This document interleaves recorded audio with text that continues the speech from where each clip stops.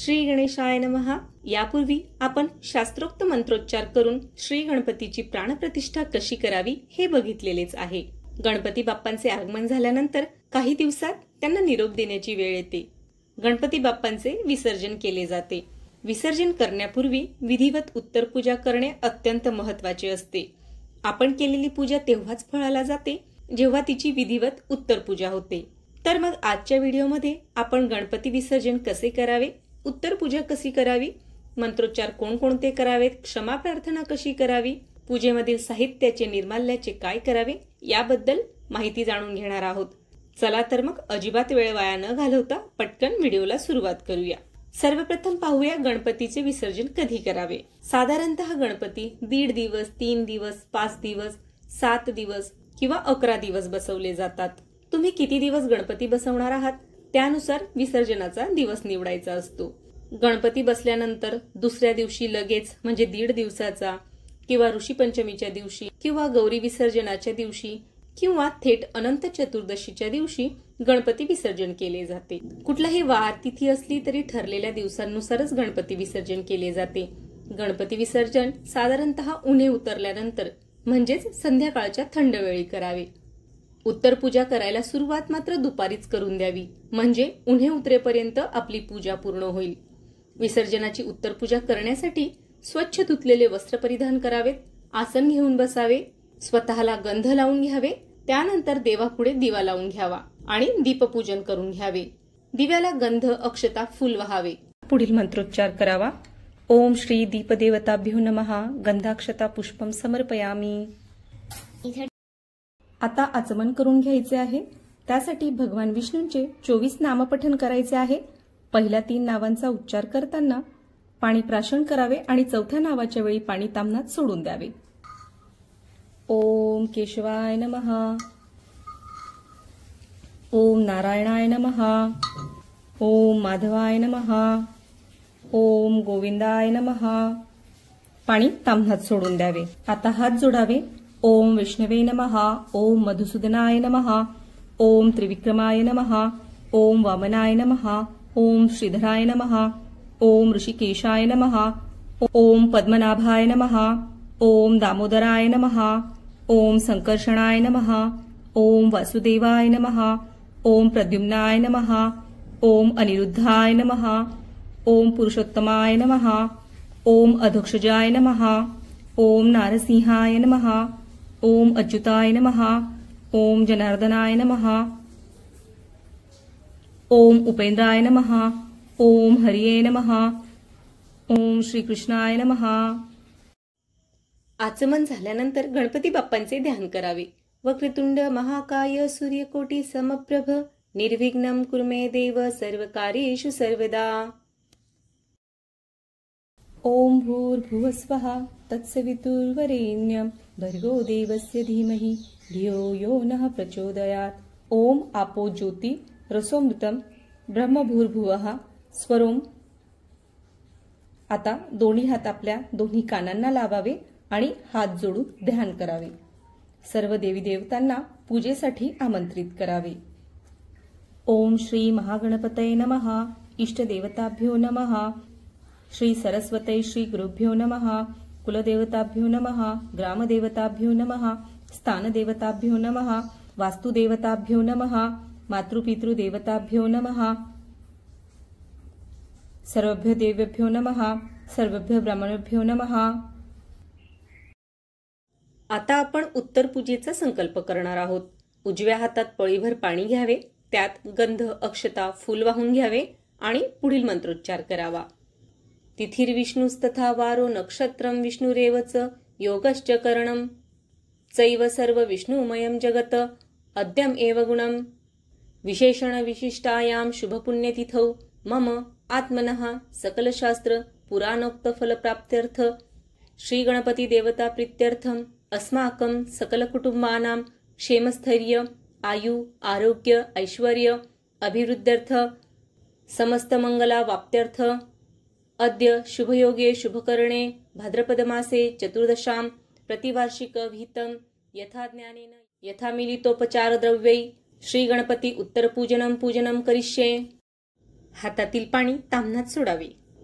आता गणपती बाप्पाची पंचोपचार पूजा करून घेऊया. बाप्पावर फुलाने थोडे थोडे पाणी शिंपडावे. श्री महागणपतये नमः. स्नानम समर्पयामी. आता बाप्पावर फुलाने पंचामृत शिंपडावे. श्री महागणपतये नमः. पंचामृत स्नानम समर्पयामी. पुन्हा एकदा शुद्ध जल शिंपडावे. श्री महागणपतये नमः. स्नानम समर्पयामी. यानंतर बाप्पांना गंध चंदन लावावे. श्री महागणपतये नमः. विलेपनार्थे चंदनम समर्पयामी. त्यानंतर बाप्पांना हळद कुंकू समर्पित करावे. श्री महागणपतये नमः. हरिद्राम कुंकुमम च समर्पयामी. आता बाप्पांना अक्षता वाहाव्यात. श्री महागणपतये नमः. अलंकारार्थे अक्षताम समर्पयामी. त्यानंतर गुलाल शेंदूर बुक्का लावावा. श्री महागणपतये नमः. नाना परिमल द्रव्य समर्पयामी. सिंदूर समर्पयामी. गणपती बाप्पांना फुले वहावीत. हार आणला असेल तर हार अर्पण करावा. श्री महागणपतये नमः. पुष्पाणी समर्पयामी.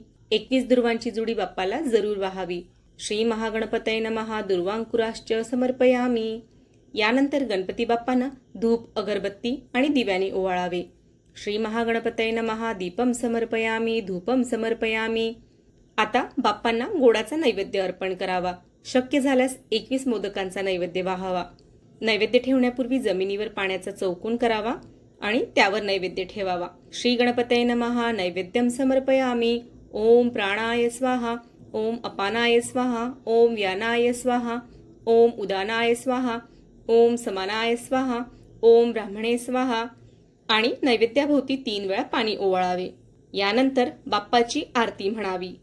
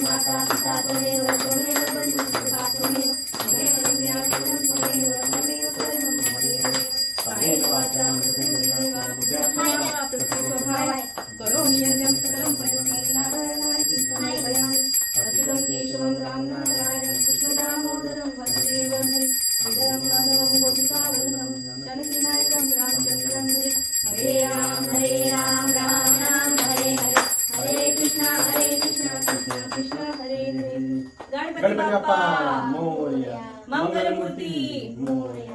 लाडू फुटला, गणपती बाप्पा उठला. आज लाडू चंद्रावर, गणपती बाप्पा उंबरावर.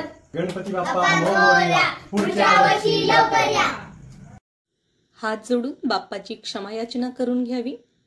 बाप्पा पुढे माथा टेकवून म्हणावे, माझ्याकडून काही चूकभूल झाली असेल तर मला क्षमा असावी. मंत्र म्हणताना, पूजा करताना काही चुकले असेल तर मला माफ करावे आणि माझ्या साध्या भोळ्या भक्तीचा स्वीकार करावा. यानंतर मंत्र पुष्पांजली म्हणावी. ओम यज्ञेन यज्ञमयजंत देवास्ति धर्माणि प्रथमानास्यन तेह नाक महिमानः संचते यत्र पूर्वे साध्या सन्ति देवाः. ओम राजाधिराजाय प्रसन्न सहिने नमो वयं वैश्रवणाय समस कामान कामकामाय मह्यं कामेश्वर वैश्रवण ददातु कुबेराय वैश्रवणाय महाराजाय नमः. ओम स्वस्ति न साम्राज्य भौज्य स्वराज्य वैराज्य पारमेष्ठ राज्यम महाराज्यमाधिपत्यम सत्यमयम सम्मतपर्ययी सत्य सार्वभौमः सर्वायुष आम आदापरार्धात पृथ्वी समुद्रपर्यंताय एकराळ इति तदशेषः श्लोको भिगितो मरुतः परिवेष्टरो मरुतस्यावना गृहे अवीक्षितस्य कामप्रवी विश्ववेदा सभासदा इति। यानंतर पुढील मंत्रोच्चार करत प्रदक्षिणा घालावी। यानी कानीच पापानी जन्मांतरः कृतानीच तानी तानी विनश्शांती प्रदक्षिणाम पदे पदे प्रदक्षिणाम समर्पयामी। त्यानंतर सर्वांनी बाप्पांना नमस्कार करावा। अनेन कृत उत्तराराधनेन तेन श्री भगवान सिद्धिविनायकं सांगः सपरिवारः प्रियताम। ओम तत्सत ओम तत्सत। बाप्पांवर अक्षता टाकाव्यात। सर्वांनी नमस्कार केल्यावर बाप्पांना दही व पोहे एकत्र करून शिदोरी बांधून द्यावी। सोबत तळलेले मोदक सुद्धा द्यावेत। बाप्पांची मूर्ती जागेवरून थोडीशी बाजूला उत्तर दिशेला सरकवावी। आपण मूर्तीची ज्यावेळी प्राणप्रतिष्ठा करतो त्यावेळी हृदयावर हात ठेवून आपण मंत्रोच्चार करत असतो। त्यावेळी मूर्तीमध्ये प्राण ओतले जातात। उत्तर पूजेच्या वेळी मूर्ती जागेवरून थोडीशी उत्तर दिशेला बाजूला सरकवल्यामुळे मूर्तीतील प्राण बाहेर येतात। सजीव मूर्तीचे सरळ विसर्जन केले जात नाही, त्यामुळे ही कृती करणे अत्यंत आवश्यक असते। मूर्ती बाजूला सरकवताना पुढील मंत्रोच्चार करावा। यान्तु देवगणाः सर्वे पूजामादाय पार्थिवीं इष्टकाम प्रसिद्धयर्थं पुनरागमनाय च ओम तत्सत ब्रह्मार्पणमस्तु। यानंतर बाप्पांची मूर्ती पाटावर किंवा तामणात ठेवावी। सोबत दही पोहे आणि मोदकाची शिदोरी द्यावी। त्यानंतर बाप्पांचे वाजत गाजत विसर्जन करावे। ज्या ठिकाणी आपल्याला मूर्तीचे विसर्जन करायचे आहे त्या पाण्यात मूर्ती सरळ फेकून देऊ नये, तर अत्यंत सावकाश पाण्यात मूर्ती सोडावी। मूर्ती पाण्यात सोडताना गणपती बाप्पा मोरयाचा जयघोष करावा। गणपती बाप्पाच्या पूजेत वापरलेली फुले, नागवेलीची पाने, पूजापत्री हे सर्व निर्माल्य वाहत्या पाण्यात विसर्जित करावे किंवा पाणी प्रदूषित होऊ नये म्हणून एखाद्या झाडाच्या बुंध्याजवळ खड्डा करून त्यात पुरावे, जेणेकरून हे सर्व साहित्य पायदळी येणार नाही। कलशावर मांडलेले नारळ फोडून त्याचा सर्वांना प्रसाद द्यावा।